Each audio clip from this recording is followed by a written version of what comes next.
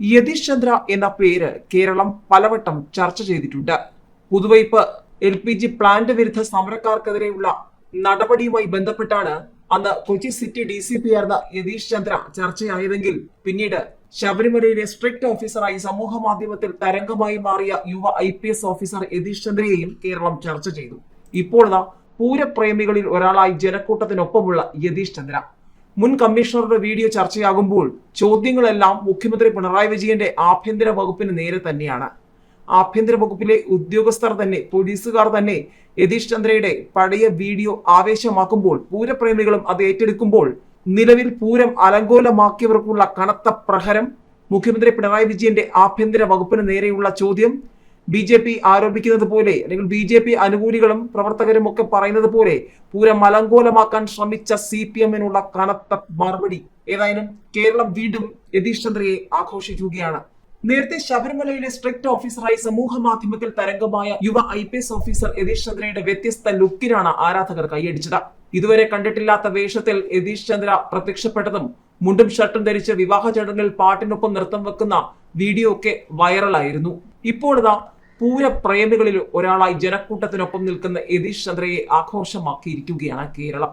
അമിത നിയന്ത്രണത്തിലൂടെ police Thrissur പൂരത്തിന്റെ ശോഭ കെടുത്തിയെന്നുള്ള വ്യാപക ആരോപണം ഉയർന്നതിനിടെയാണ് മുൻ കമ്മീഷണർ യതീഷ് ചന്ദ്രയുടെ പൂരപ്പറമ്പിലെ വീഡിയോ സമൂഹ മാധ്യമങ്ങളിൽ വൈറലായിരിക്കുന്നത്.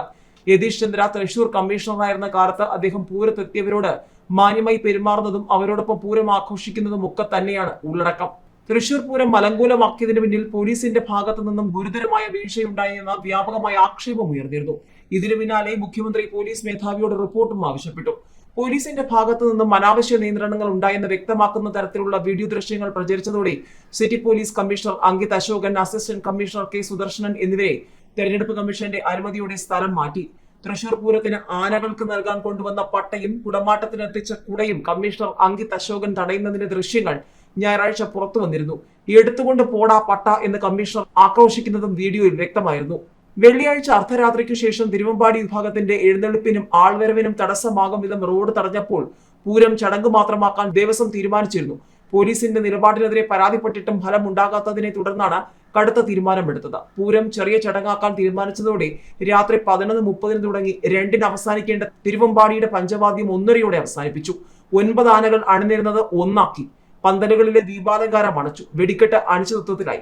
പൂരചരിത്രത്തിൽ ഇതാദ്യമായിരുന്നു ഈ വിധത്തിലുള്ള പ്രതിസന്ധി.